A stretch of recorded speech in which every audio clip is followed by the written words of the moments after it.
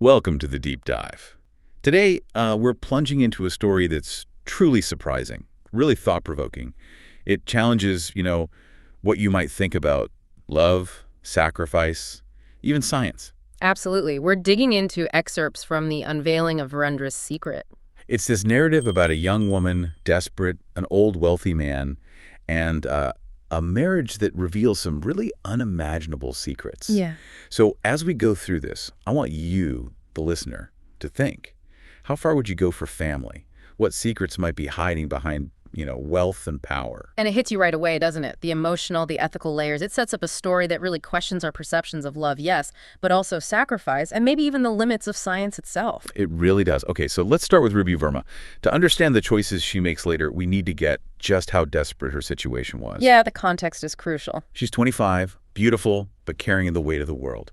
Her father's passed away, her mother, Sumitra, is seriously ill, and all their savings are gone. Oh. Plus, her younger sister, Rupa, needs schooling, books, daily expenses. It's overwhelming. So the pressure is immense. Totally. The text actually says her face had started looking old before time and mentions worry lines and dark circles, saying she was completely tired from inside. She's studying, doing small jobs, but creditors are literally knocking on her door every day. Yeah, it paints such a vivid picture. You can feel the desperation. It connects to that, universal feeling of being pushed to the absolute limit. Exactly. What choices do you have left? And it really sets the stage for the extraordinary decision she's about to face. She's cornered. And right at that point, this figure enters her life, unexpectedly. Ah, Virendra Malik. Yes. She's out one day, and this old man is just watching her. Virendra Malik. He's described as 80 years old, a big name in the business world. Got the expensive car, the palace-like house. Right, the whole package, full of self-confidence. Yeah. But here's where it gets really unsettling. He walks up, smiles, says, "Are you Ruby Verma?" She says, "Yes." And then, boom, he says, "I know what is going on in your life right now. I know everything." Everything. Everything. Her mother's illness, her sister's education, the debt. She's obviously shocked. How could he know? Yeah, that's unnerving. And then he drops a proposal. "If you want, I can change your fate. There is only one condition. You marry me." Wow, just like that. Just like that. A straight proposal, he says. No joke. In return, he'll pay for her mother's treatment, cover her sister's education, pay off all the debt. Okay, but there's a catch, right? There has to be. There is. He says she'll be able to live her life freely, but there will be some conditions under a legal contract. A contract, see, that's key. It underlines the power dynamic immediately. His offer is incredible, almost too perfect. Because he knows exactly where she's vulnerable. Precisely. It's not about romance, it's leverage. He's establishing control from the outset. It's this huge dilemma for her, save her family, but at what cost? A huge dilemma. She actually walked away at first. Understandably. But the creditors kept coming. Her mother wasn't getting better. Her sister's future looked bleak. So ultimately, she felt she had no choice. She accepted. A decision born of sheer desperation. They had a simple marriage ceremony. Ruby moves into this palace, like a royal palace. It feels like a dream, but she's lonely. There's this emptiness. She keeps her distance from Virendra Babu, hesitant. Right. He's patient, waiting for her to be willing for their suagrat, their wedding night. Yeah. But a week goes by, she shows no interest. Okay. So Virendra Babu decides that night is the night. He approaches her, and something shocks her. What? What is it? The text says, she saw that the old man did not look old at all in his gestures and behavior. Whoa. Wait, an 80-year-old man doesn't seem old. Exactly. His movements, his mannerisms, they seem much younger. And this sparks this burning question in Ruby's mind. How? How is this possible? She feels she has to know his secret. Okay, now that changes everything. This isn't just a marriage of convenience anymore. No. It's instantly a mystery. That discrepancy between his age and how he acts, that's the first big crack in the facade. Yeah. It makes you question everything. The contract, his power, what secrets are hiding in that palace. And her curiosity just takes over. She starts observing the palace more closely. Looking for clues. Right. She notices Virendra Babu's room always has light. Okay, maybe not unusual, but then there's this other room, always closed. Oh, the locked room. With a big lock on it. Nobody is allowed in, period. Classic trope. Always means something big is hidden there. Ruby's determined. One night, she thinks she hears Virendra Babu talking to someone inside that room. Her heart pounds. She knows something is in there. So she approaches the maid, Verendra's trusted maid. She's young, about 22. Hmm. Turns out the maid has noticed the room too. She's heard things. Heard things, like what? Like sounds of movement, crying, or someone's unclear voice. Really unsettling stuff. Oh, wow. Okay. So one night, Ruby tries to get closer to the room, maybe listen. But the maid stops her fast, tells her, "Don't go there, madam. It will not be good for you." The maid knows something. Or at least she's deeply afraid what's in there. That fear is telling. It confirms it's not just Ruby's imagination. This secret is real and potentially dangerous. Right. The warning feels genuine, rooted in some knowledge of whatever horror lies behind that door. Ruby presses the maid, insisting she needs to know. And the maid, though scared, finally spills this backstory. Okay, what's the story? The palace originally belonged to Verendra's father-in-law, Rishikesh. After he died, his daughter, Nandini, Verendra's wife, inherited it. Nandini, his first wife. Yes. And Nandini was apparently a lonely scientist, completely absorbed in her research. To the point of neglecting Virendra. That's what the maid says, that Nandini's obsession caused Virendra to slowly started breaking down mentally. Okay. That adds a layer of tragedy, maybe. But then, the really shocking part.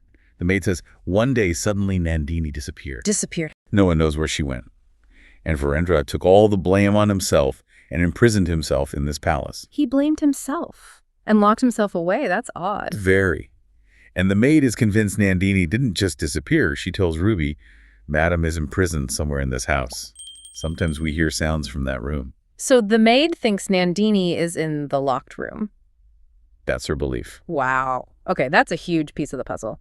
It links Virendra's strange behavior, his youthfulness perhaps, to this past trauma involving his scientist wife. It reframes everything. Yeah, it suggests the secret isn't just personal, it's potentially scientific and dark. The palace isn't just a home, it might be a prison. Armed with this chilling story, Ruby can't let it go. She feels she has to know the truth. I can imagine the suspense would be unbearable. So one night, she does it. Without telling Virendra Babu, she quietly picked up the key and opened the lock. Oh my goodness, she actually goes in. She goes in. And the description, it says her soul trembled. The room is dark, dusty. What does she see? Equipments of old science experiments on the walls. Mm-hmm. And in a chair, Yes. a middle-aged woman sitting on the chair. Her hands and legs were tied. Tied up. Oh no. Her eyes were closed as if she was sleeping for years, but there was life in her body. And then suddenly the woman breathed. She's alive. It is Nandini. Just then, Virendra Babu appears. He was apparently standing right behind the door. He knew she went in. Seems like it, and he confesses. "She is my wife, Nandini. She is mine." Okay. But then he adds, "But she was doing a terrible experiment. Mm-hmm. I wanted love, and she wanted to make me a perfect human." A perfect human? What does that even mean? Get this. He says when he refused to be part of her experiments, Nandini used a dangerous injection on him, tried to imprison him. She injected him against his will. That's his claim. He says he managed to get away and locked her in the room instead. So he turned the tables on her. Wow. And then the bombshell. The explanation for his youth. He tells Ruby, "Yes, Ruby, my age is 80 today, but my body is still as strong as a 30-year-old. This is the result of Nandini's gene regeneration project." Gene regeneration. So that's the secret. She experimented on him, made him young, or stopped his aging. Apparently so. Yeah. And his reason for keeping her locked up. What does he say?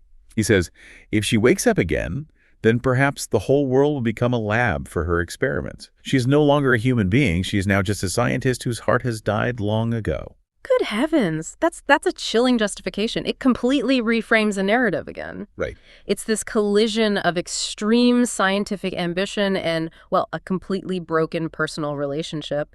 You have to question the ethics of Nandini's project, obviously, but also Virendra's actions. Is it self-preservation, protecting the world, or something darker? A twisted kind of love, maybe. Or just control. It's incredibly complex. He presents himself as both a victim and a captor, a survivor of this potentially monstrous science. It forces you and Ruby to reconsider everything. And Ruby's reaction is exactly that complex. The text says she's filled with fear, curiosity, and sympathy. All at once. She finally understands the secret. How could she not be? It's monumental. As she comes out of the room, slowly, Virendra's waiting. He says to her, "Ruby, if you want, you can go right now. He's giving her an out. But remember that just like all the doors of my life are open, there is one door This should never be opened. A clear warning about Nandini. Wow. Heavy. Ruby looks him in the eyes, and she's grappling with this huge question. Is he a cruel husband or a lover who has hidden his love from the world? That's the core of it, isn't it? The ambiguity is profound. Yeah. So after hearing all this, what does she do? She leaves, goes back to her mother's place. She walks away. For the moment, yes, just needing time to process, reflect on what should I do in reality? What will be better to do? And that moment really captures the weight of what she's learned. It's not just a secret anymore, it's a moral burden. What do you do with that kind of knowledge? Who is Virendra? Really? There's no easy answer. Her leaving, her silence, it speaks volumes about how heavy this truth is. So a month goes by. Ruby's still wrestling with it all. A whole month? Just thinking. Then Aditya shows up at her house. He's Virendra Babu's manager, of 30, described as his most trusted manager. Okay, Aditya, and why is he there? He brings news. Virendra Babu is gravely ill, and he's asking for Ruby. So he's dying. It seems so. Yeah. Ruby goes to him immediately. He's crying, tells her he won't live much longer. Yeah. And he hands over the responsibility of all the property of this palace to her, to Ruby. Wow, everything. He leaves it all to her. Everything. And then he passes away. The complex, mysterious Virendra Babu is gone. Just like that. But what about Nandini? That's the other twist. Exactly 15 days after Virendra dies, Nandini also dies in that room. She dies too, so soon after him. Yes.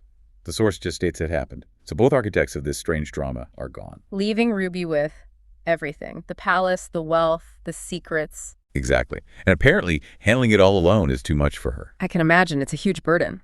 So she talks to Aditya, the manager, and they decide to get married. Ruby marries Aditya, Yeah. the manager. Yes.